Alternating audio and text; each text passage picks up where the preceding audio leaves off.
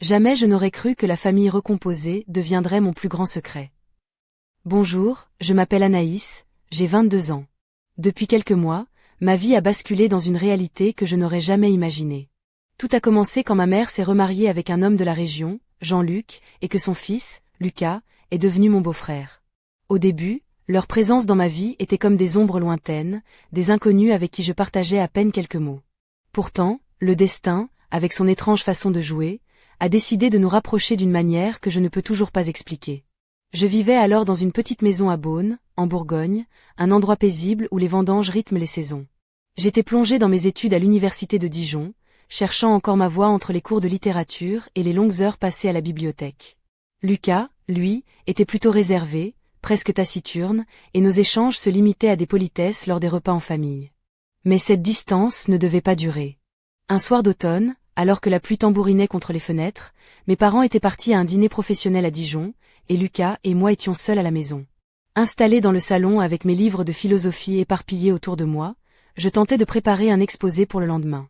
J'étais vêtue d'une robe en maille fine, couleur crème, qui effleurait mes genoux, et mes pieds étaient enveloppés dans des chaussettes en laine tricotée, tandis que mes cheveux, tirés en un chignon négligé, laissaient quelques mèches encadrer mon visage fatigué. Lucas est apparu dans l'encadrement de la porte, une tasse de thé fumant à la main.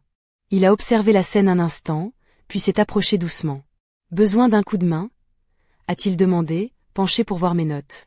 J'ai hésité, ne voulant pas admettre que je pataugeais dans mes réflexions, mais j'ai fini par murmurer « peut-être bien ». Il s'est assis à côté de moi, patient et calme, expliquant avec une simplicité déconcertante des concepts qui me paraissaient jusqu'alors insurmontables. Sa voix douce et posée avait quelque chose d'apaisant, presque hypnotique. Quand j'ai réussi à résoudre un problème compliqué, il m'a offert un sourire sincère, un de ces sourires rares qui vous font chavirer le cœur sans prévenir. « Tu vois, ça vient tout seul », a-t-il dit, comme si c'était évident. Ce soir-là, j'ai découvert en Lucas une profondeur insoupçonnée, bien au-delà de l'image du garçon silencieux que j'avais toujours connu. Ce fut le début d'une série de petits moments partagés, volés dans le quotidien. Nos rencontres fortuites à la cuisine, nos échanges sur la musique et le cinéma, cette complicité naissante qui me donnait l'impression d'être enfin comprise. Mais rien ne m'avait préparé à ce qui allait suivre cet été, lors d'un week-end à la campagne, au bord du lac d'Annecy, où la chaleur étouffante semblait suspendre le temps lui-même. L'été à Annecy était toujours un moment de répit, un souffle d'air frais loin du tumulte de la ville et des obligations universitaires. Cette année-là, je me souviens de ce début de week-end comme d'une parenthèse enchantée, une pause que nous attendions tous, sans savoir qu'elle allait bouleverser bien plus que nos habitudes. J'étais vêtue d'une robe légère, couleur bordeaux profond, un cadeau de ma grand-mère qui connaissait mon penchant pour les teintes originales. Par-dessus, un paréo transparent en mousseline glissait sur mes épaules, discret et élégant, tandis que mes pieds nus effleuraient l'herbe douce du jardin. Lucas était déjà là, assis au bord de la piscine, ses jambes plongées dans l'eau fraîche, vêtu d'un simple short de bain bleu marine qui moulait ses jambes fines et musclées. Dans ses mains, un roman, mais je remarquai vite qu'il ne lisait pas vraiment. Son regard était perdu, fixé sur l'horizon, comme absorbé par des pensées lointaines. Je me suis approchée en essayant de garder un ton léger, salut, prêt à affronter la chaleur. Il a relevé la tête et m'a souri, mais ce sourire avait quelque chose de différent, une tension à peine perceptible qui a fait battre mon cœur un peu plus vite. Son regard a glissé sur moi, de mes cheveux encore humides à mes jambes dénudées, avant de revenir à mes yeux. J'ai senti cette attention, ce poids presque électrique qui s'installait entre nous. Sans un mot, il a posé le livre à côté de lui et s'est levé. « Plus que prêt », a-t-il répondu, un éclat nouveau dans la voix. J'ai laissé tomber mon paréo sur un transat et me suis glissée dans l'eau, savourant la fraîcheur qui contrastait avec la lourdeur de l'air. Quand je suis remontée à la surface, je sentais toujours son regard sur moi, plus insistant cette fois. « Qu'est-ce que tu regardes ?» ai-je demandé, mi-taquine, mi-inquiète. Il a hésité, comme cherchant ses mots, puis a murmuré « Rien. Enfin, c'est juste que tu es différente aujourd'hui. » Cette réponse m'a déconcertée. J'ai souri, rougissante, et j'ai tenté de masquer ce que je ressentais. Different comment. Lucas a haussé les épaules, un éclat étrange dans les yeux, comme s'il voulait m'expliquer sans vraiment oser. Je ne sais pas, peut-être que c'est l'été qui fait ça. Je me suis replongée dans l'eau, mais le poids de son regard et la douceur de ses paroles ont laissé une trace indélébile. Il s'est alors levé et, d'un geste fluide, a plongé dans la piscine, éclaboussant l'eau autour de nous. Nos rires se sont mêlés à la fraîcheur de l'eau, dissipant un instant la tension qui flottait dans l'air. Pourtant, je savais que quelque chose venait de changer. Ce regard, ce geste, ce sourire. C'était comme si une porte s'était ouverte entre nous, une porte que nous n'avions jamais osé franchir. Et, malgré moi, un frisson d'excitation mêlé d'appréhension m'a parcouru le corps. Nous avons passé la soirée à parler de tout et de rien, mais toujours avec cette complicité nouvelle, cette intimité naissante. Nos mains se frôlaient parfois, envoyant des éclairs de sensations que je ne pouvais ignorer. Ce week-end semblait suspendu dans le temps, une parenthèse où nous étions seuls au monde, partagés entre la douceur de l'été et la chaleur de nos émotions naissantes. Je ne savais pas encore que ce moment serait le premier d'une série d'instants qui allait bouleverser ma vie à jamais. Les jours qui suivirent ce week-end au bord du lac d'Annecy furent teintés d'une douce incertitude, comme si nous marchions sur une fine ligne entre l'innocence et quelque chose de plus profond, de plus interdit. De retour à Beaune, la routine de la maison recomposée reprenait son cours, mais rien n'était plus pareil. Lucas et moi échangions des regards furtifs, des sourires discrets qui disaient tout sans qu'aucun mot ne soit prononcé. Je me rappelle ce matin-là, alors que je descendais prendre mon café, vêtu d'un pull léger couleur lavande et d'un jean délavé, mes cheveux détachés et légèrement ondulés, qu'il était déjà là, dans la cuisine, préparant des tartines. Il portait un t-shirt gris clair, simple, mais qui soulignait ses épaules larges et son allure discrète. Nos yeux se croisèrent, et un frisson parcourut mon échine. Ce n'était plus seulement de la curiosité ou de la simple affection fraternelle. Il y avait cette tension, ce poids invisible qui s'installait entre nous à chaque rencontre. Les conversations que nous partagions avaient changé aussi. Elles devenaient plus personnelles, plus intimes. Un jour, alors que nous étions seuls dans le salon, il s'est mis à parler de ses rêves, de ses espoirs, de ses peurs. Il était étonnamment ouvert, dévoilant des parts de lui que je n'avais jamais vues. J'étais assise près de lui, en robe fluide aux imprimés floraux, mes pieds effleurant le tapis moelleux du salon.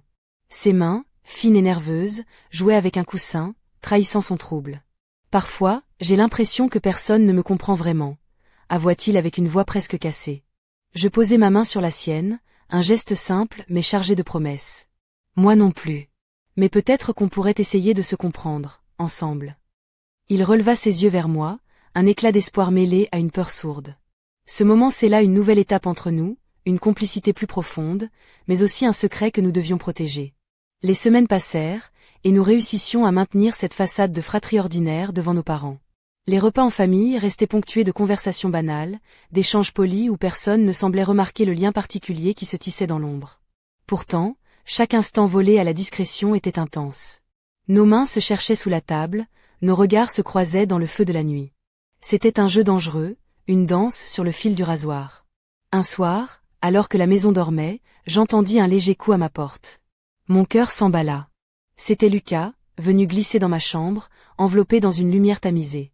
Il portait un pull en maille beige, légèrement décolleté, qui laissait entrevoir son cou gracile. Ses yeux brillaient d'une émotion que je ne pouvais pas encore nommer. Il s'assit près de moi, son souffle chaud effleurant ma peau.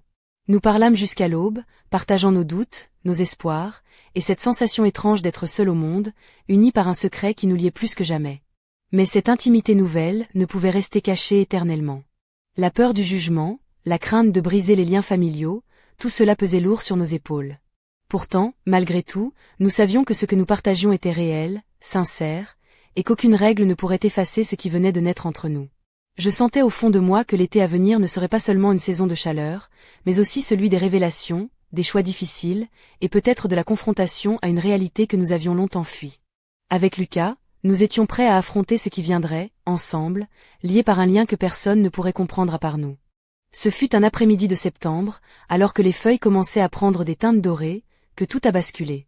Nous étions encore à Beaune, profitant d'un rare moment de calme après une semaine chargée. Je portais un pull en cachemire couleur rose pâle, associé à un jean ajusté et mes bottines en cuir souple, tandis que mes cheveux tombaient librement en vagues soyeuses sur mes épaules. Lucas, lui, arborait une chemise en lin blanche, retroussée aux manches, et un pantalon beige léger. Il avait ce regard doux, presque vulnérable, qui me faisait fondre à chaque fois. Ce jour-là, nous étions seuls à la maison. Mes parents étaient partis pour le week-end, laissant derrière eux un silence presque palpable. Nous avions décidé de passer l'après-midi à la bibliothèque municipale, un lieu que j'aimais pour son calme et ses rayonnages chargés de livres anciens. Mais le destin en avait décidé autrement.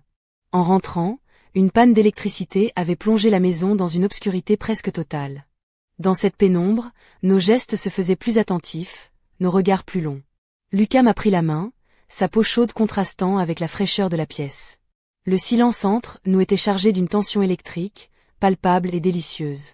Nos cœurs battaient à l'unisson, résonnant dans ce vide soudain.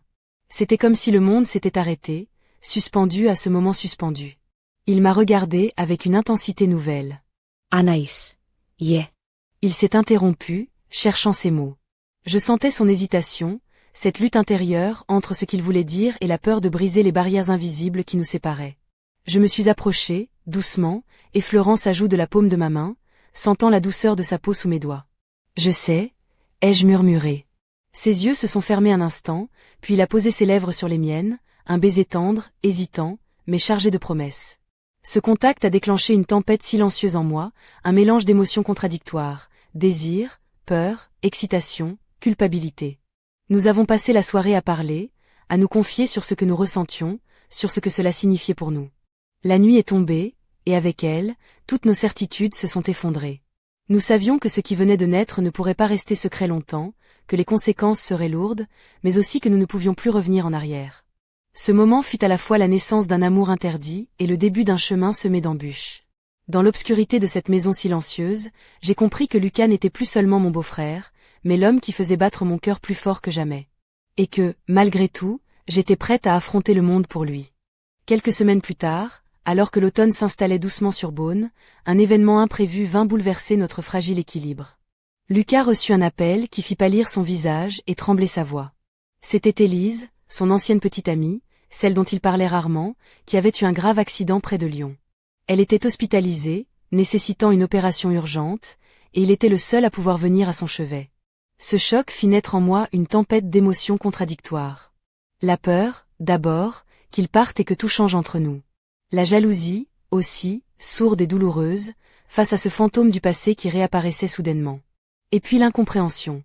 Comment pouvais-je rivaliser avec une histoire que je ne connaissais pas, avec un passé qui semblait vouloir s'immiscer dans notre présent fragile? Lucas partit tôt un matin, laissant derrière lui un vide immense dans la maison. Je restais là, dans ma chambre baignée par la lumière tamisée d'un après-midi pluvieux, enveloppée dans une grande écharpe en laine beige, mes jambes couvertes d'un legging noir, le regard perdu par la fenêtre. Chaque jour, il m'appelait, sa voix fatiguée et distante, me racontant l'état d'Élise, les progrès lents mais constants. Pourtant, dans ses paroles, il n'évoquait jamais notre relation, comme s'il voulait préserver un espace secret qu'il craignait de briser. Ce silence me rongeait de l'intérieur. J'essayais de comprendre, de me rassurer, mais chaque coup de fil était une épreuve. Un soir, lors d'une conversation téléphonique, je ne pus retenir mon émotion. Lucas, et nous? Est-ce que tu penses à moi? Est-ce que tu ressens encore quelque chose? Un long silence suivit, puis d'une voix brisée, il avoua, oui, Anaïs, je pense à toi, tout le temps. Mais là, je dois être fort pour elle. Pour Élise. Les jours s'allongeaient, et avec eux, mon anxiété grandissait. Quand il revint enfin, son visage était marqué par la fatigue et la tension.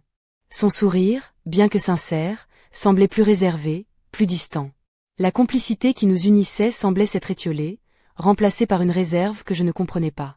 Une nuit, alors que nous étions seuls dans sa chambre, je lui demandai directement, « Lucas, qu'est-ce qui a changé? Pourquoi est-ce si dur entre nous ?» Il détourna les yeux, puis murmura, « Élise a toujours compté pour moi, plus que je ne voulais l'admettre. Je ne sais pas comment gérer tout ça. » Je sentis mon cœur se briser doucement, mais je voulais comprendre, je voulais croire que notre lien pouvait surmonter cette épreuve.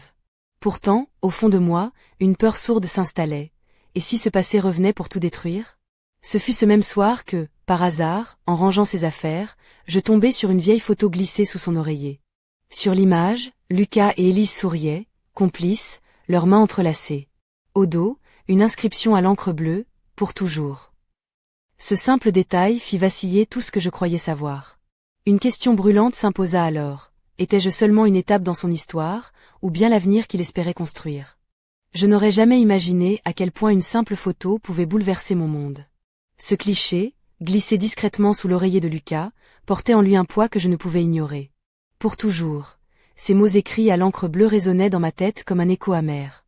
Je restais figé, le cœur serré, incapable de détacher mon regard de cette image où il souriait, complice, insouciant. Cette découverte déclencha une tempête d'émotions contradictoires. La douleur d'un passé que je ne connaissais pas, l'inquiétude face à un avenir incertain, et la jalousie brûlante qui s'insinuait sournoisement en moi. Je tentais de cacher cette photo, de ne pas laisser transparaître mon trouble, mais chaque fois que Lucas croisait mon regard, je sentais que lui aussi percevait un changement. Pourtant, il ne prononça pas un mot sur cette image, comme s'il voulait l'enterrer avec ses souvenirs, refuser de l'affronter. Ce silence me rongeait, me faisait douter de tout ce que nous avions construit. Était-il vraiment prêt à oublier Élise, ou notre histoire n'était-elle qu'un simple passage dans sa vie? Les jours suivants, je m'isolais souvent dans ma chambre, enveloppée dans un pull oversize couleur écrue, mes jambes repliées sous moi sur le canapé. Le moindre détail, une phrase anodine, un regard trop fuyant, réveillait en moi cette douleur sourde. Parfois, je me surprenais à imaginer des scénarios, à me demander si Lucas pensait encore à elle, s'il regrettait leur passé, ou pire, s'il envisageait de retourner vers elle. Ces pensées me dévoraient de l'intérieur. Un soir, alors que nous étions seuls dans la maison, j'eus le courage de briser le silence qui pesait entre nous. Lucas, je ne sais plus où j'en suis. Cette photo, ton silence. J'ai besoin de savoir, de comprendre ce que tu ressens vraiment. Il baissa les yeux, pris au piège de ses propres émotions. Anaïs, ce passé fait partie de moi, c'est vrai. Mais toi, tu es mon présent, et peut-être mon avenir. Je ne sais pas comment gérer tout ça, mais je veux que tu le saches. Ces mots me touchèrent profondément, mais ne dissipèrent pas complètement mes doutes. Leur poids restait là, suspendu entre nous, comme une ombre menaçante. Je réalisais que notre histoire, aussi belle soit-elle, était fragile, fragile comme un vase en porcelaine exposé au moindre choc. Dans ce silence lourd de non-dit, je compris que l'amour ne suffisait pas toujours à effacer le passé. Que parfois, il fallait affronter des vérités difficiles, faire des choix déchirants, pour espérer construire quelque chose de solide. Et que peut-être, pour Lucas et moi, le chemin serait plus ardu que je ne l'avais imaginé.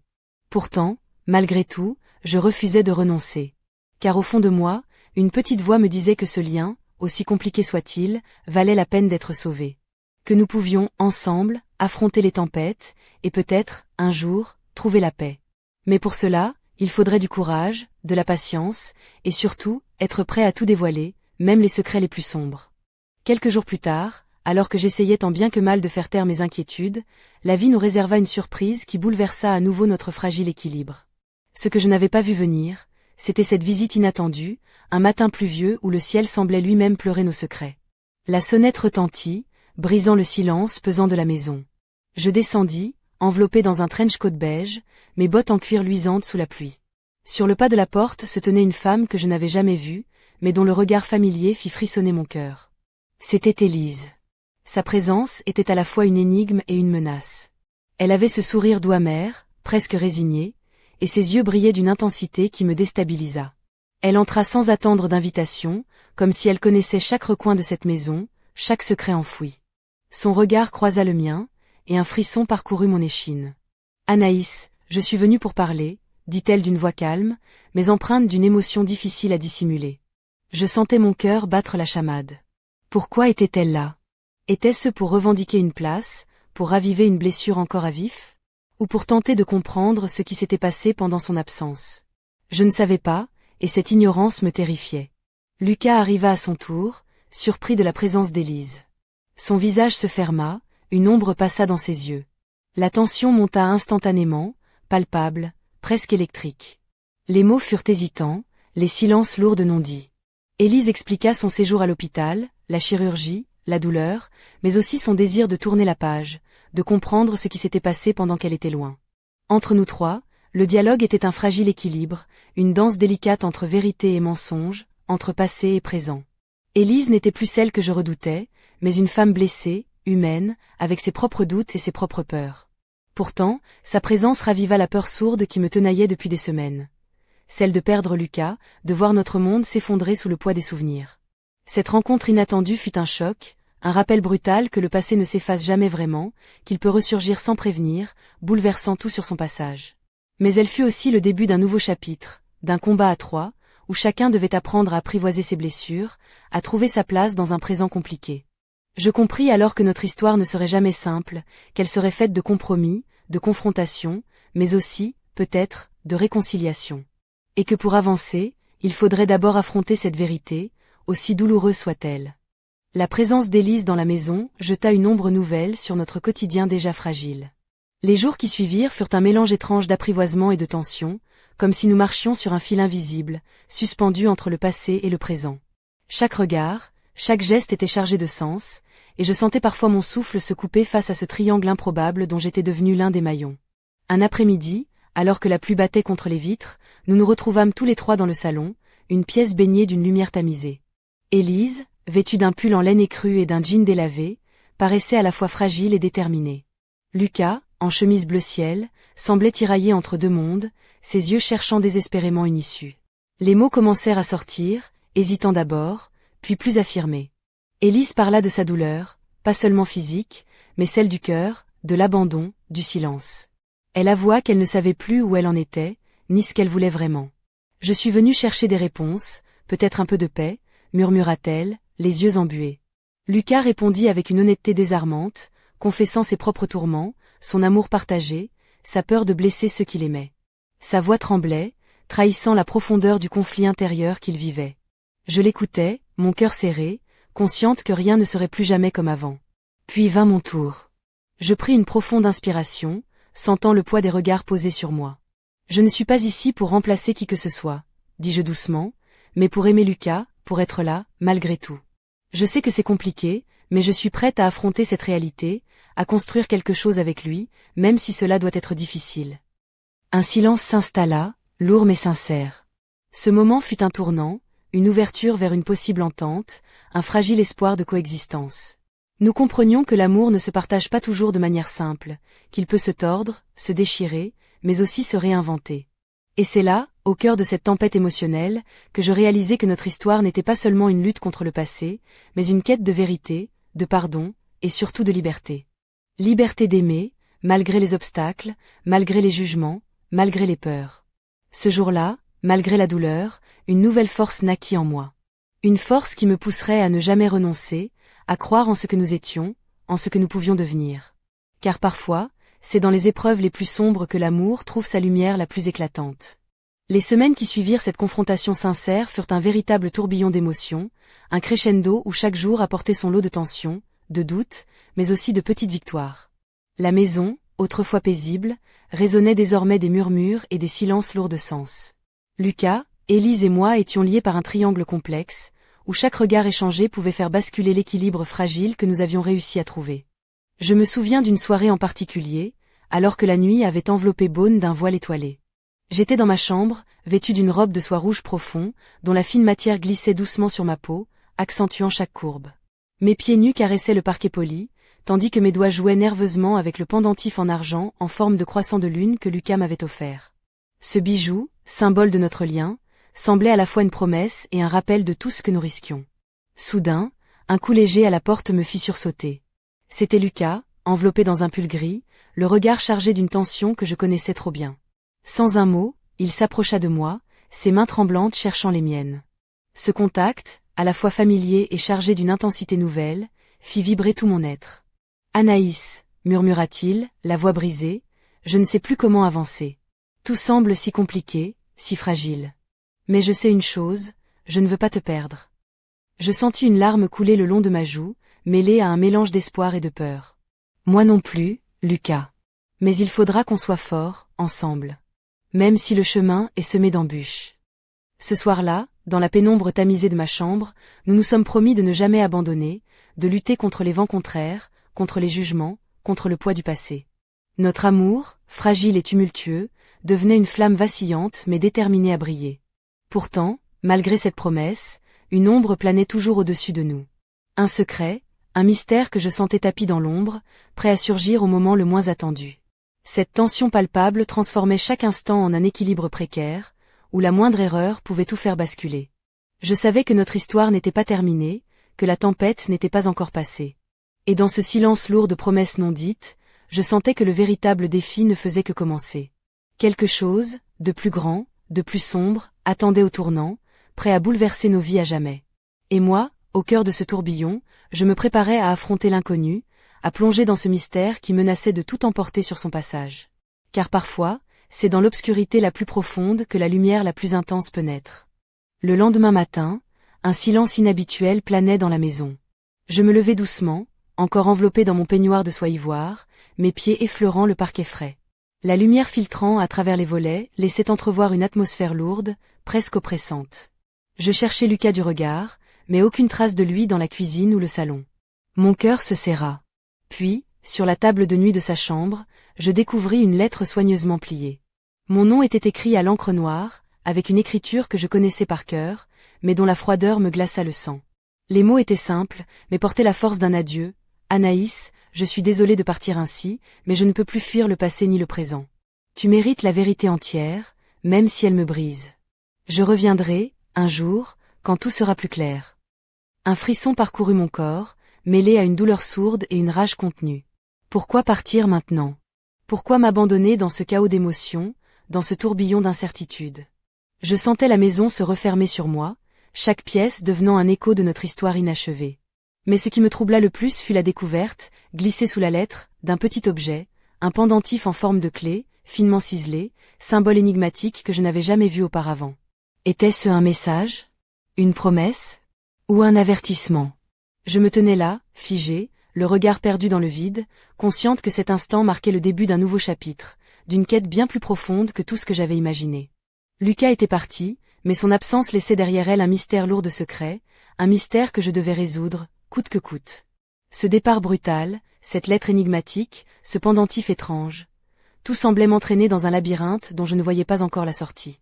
Mais une chose était sûre, je ne pouvais plus reculer. Le temps était venu d'affronter la vérité, de briser les chaînes du passé, et de découvrir ce que cachait vraiment ce lien qui nous unissait. Alors que je serrais la clé entre mes doigts, une détermination nouvelle s'empara de moi. Cette histoire n'était pas terminée. Au contraire, elle ne faisait que commencer. Et je serais prête à tout pour comprendre, pour aimer, pour survivre. Le mystère attendait, tapi dans l'ombre. Et moi, j'allais plonger au cœur de l'inconnu.